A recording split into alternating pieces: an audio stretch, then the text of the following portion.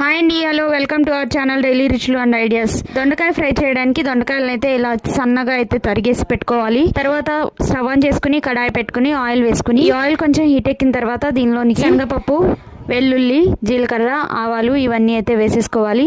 ఈ దొండకాయ ఫ్రైకి ఆయిల్ అయితే కొంచెం ఎక్కువగా పడుతుంది. ఇవన్నీ వేసేసుకుని ఒకసారి కలుపుకుని కొంచెం ఫ్రై అయిన తర్వాత దీనిలోనికి ఉల్లిపాయ, పచ్చిమిర్చి, కరివేపాకు అయితే వేసేసుకోవాలి. వీటన్నిటిని ఒకసారి కలుపుకుని కొంచెం ఫ్రై అయిన తర్వాత ఒక పావు స్పూన్ పసుపు అయితే యాడ్ చేయాలి.